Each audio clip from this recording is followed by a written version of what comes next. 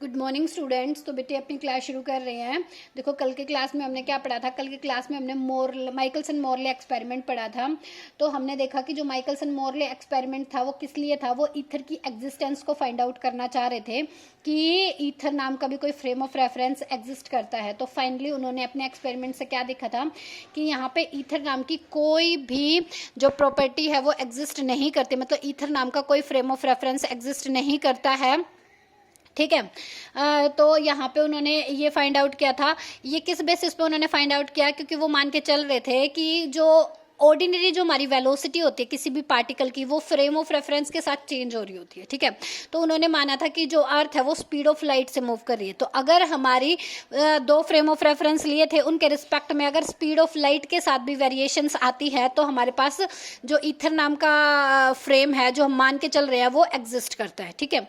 तो लेकिन फाइनली क्या हुआ था, स्पीड ऑफ लाइट जितनी पहले थी उतनी ही बाद में रही, मतलब स्पीड ऑफ लाइट में कोई चेंज नहीं हुआ। तो इससे ये प्रूफ हो गया कि जो हमारे पास ईथर नाम की जो हम फ्रेम ऑफ रेफरेंस मान के चल रहे हैं तो ऐसी कोई प्रॉपर्टी एग्जिस्ट नहीं करती। ठीक है भाई। तो अब हम ये जो पोस्टुलेट है ये स्पेशल थ्योरी ऑफ रिलेटिविटी में काम आएंगे। क्या है, हम स्पेशल थ्योरी ऑफ रिलेटिविटी पढ़ रहे हैं। ये मेन दो पोस्टुलेट्स पर काम करेगी। ठीक है। आपको ये दोनों पोस्टुलेट्स बहुत अच्छे से सुनने हैं और ध्यान रखने हैं। फर्स्ट पोस्टुलेट क्या है, principle of equivalence of all inertial frame. मतलब जो हमारे पास प्रिंसिपल ऑफ इक्विवेलेंस, मतलब न्यूटन्स के जितने भी लॉज है वो सभी वैलिड होंगे किसमें, इनर्शियल फ्रेम में।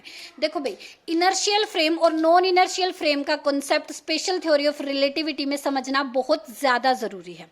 ठीक है। मैं पहले भी बता चुकी हूं, मैं एक बार फिर से बताने की कोशिश कर रही हूं। देखो हमारे पास क्या होता है, ठीक है, तो ये क्या होता है, इनर्शियल फ्रेम ऑफ रेफरेंस और non inertial frame of reference. देखो एक बार मैं समझाने की कोशिश करती हूँ। मान लो कि आप एक बस में जा रहे हो, ठीक है, और ये बस मूव कर रही है v वेलोसिटी से। यहाँ पे आप बैठे हो, ठीक है, ये पर्सन है ए, यहाँ पे ग्राउंड पे एक और पर्सन खड़ा है। ठीक है भाई, ये पर्सन है बी, आपके साथ एक और पर्सन बस में बैठा है, ये पर्सन है सी। इतनी स्टोरी समझ में आई। देखो ये पर्सन अब किस पे है, रेस्ट पे। इस पर्सन के लिए जो अपने पास होंगे न्यूटन्स के लॉ वो वैलिड करेंगे, क्योंकि ये इनर्शियल फ्रेम ऑफ रेफरेंस में है। इनर्शियल फ्रेम ऑफ रेफरेंस का मतलब क्या होता है, जहां पर एक्सेलरेशन जीरो होती है। मतलब ये समझ लो इसके लिए एक्सेलरेशन कितनी है, यहाँ पे जीरो है। ठीक है। अब इस आपके लिए देखो यहां से ऑब्जर्व करेंगे तो ए भी वी वेलोसिटी से जा रहा है, सी भी वी वेलोसिटी से जा रहा है। ठीक है। ये हमारा पर्सन किस में है, इनर्शियल में, इनर्शियल फ्रेम ऑफ रेफरेंस में। ठीक है, इतनी बात क्लियर हुई। अब यहाँ पे एक पर्सन है ए, एक पर्सन है सी। अगर सी के रिस्पेक्ट में मैं ए को ऑब्जर्व करूंगी तो ए क्या है, रेस्ट में है। ए के रिस्पेक्ट में मैं सी को ऑब्जर्व करूंगी तो सी भी किस में है, रेस्ट में। ठीक है। अब ये दोनों एक दूसरे के लिए किस में है, रेस्ट में। मतलब यहाँ पर ये दोनों मूव कर रहे हैं लेकिन एक दूसरे के रिस्पेक्ट में किस में है, रेस्ट में। ये दोनों, अब कोई भी ऑब्जेक्ट अगर मूविंग फ्रेम में होता है तो वो होता है नॉन इनर्शियल फ्रेम में। मतलब यहाँ पे न्यूटन के लॉ वैलिड है, लेकिन इस पर्सन के लिए, ये जो गाड़ी के अंदर बैठा है, इसके लिए वो न्यूटन्स के लॉज वैलिड नहीं है। तो इट मीन्स ये दोनों पर्सन किस में है, नॉन इनर्शियल फ्रेम में।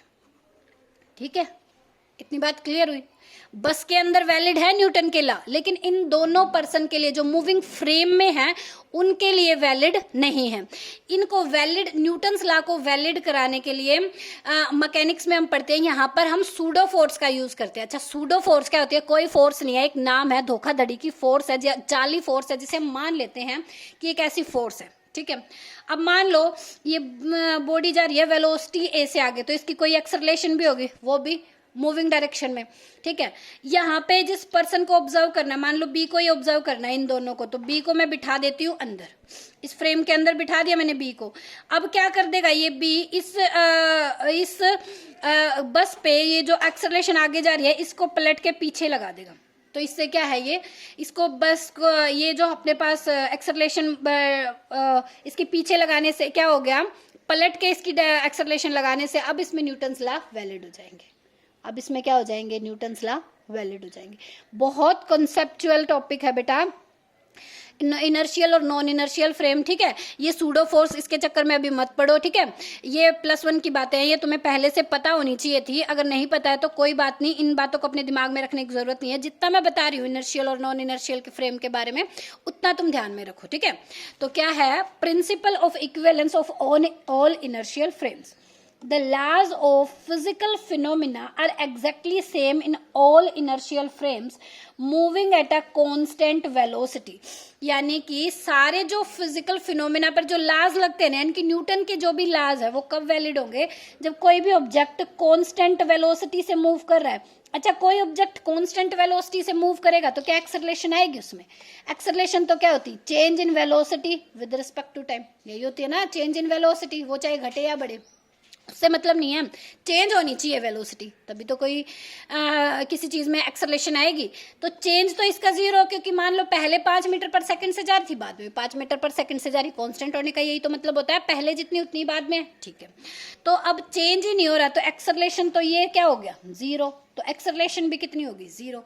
मतलब जब जब एक्सेलरेशन 0 रहेगी, कोई भी ऑब्जेक्ट किसी भी फ्रेम ऑफ रेफरेंस में कांस्टेंट वेलोसिटी से मूव करेगा रिलेटिव टू ईच अदर, तब हमारे न्यूटन्स लॉ वैलिड है। यही बात तो मैं कह रही हूँ। देखो यहां से ऑब्जर्व कर रहे हैं एक दूसरे को, एक दूसरे के रिस्पेक्ट में किस में है, रेस्ट में है, ठीक है ना।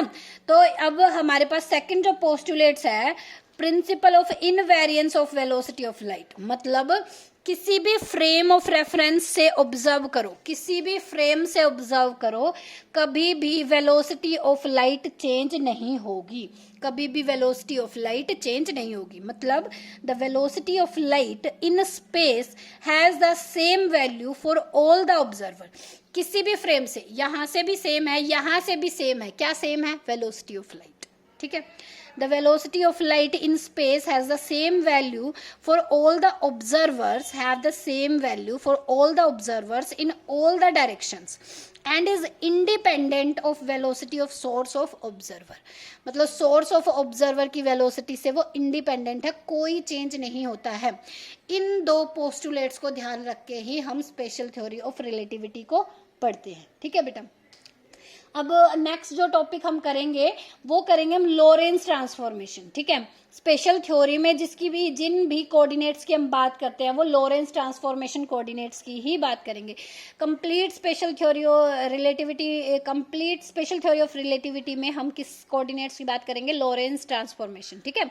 वो मैं नेक्स्ट वीडियो में कवर करूंगी। थोड़ा कॉन्सेप्चुअल है, थोड़ा ध्यान से समझने की कोशिश करना। जब तक आप इसको इन पे थोड़ा मेरी मानो तो न्यूटन्स लॉ ऑफ मोशन +1 में आई थिंक 3rd यूनिट है, एक बार आप उसको थोड़ा सा पढ़ेंगे तो फ्रेम ऑफ रेफरेंस आपके दिमाग में थोड़ी क्लैरिटी आएगी, ठीक है भाई। और पढ़ते रहिए। All the very best, thank you.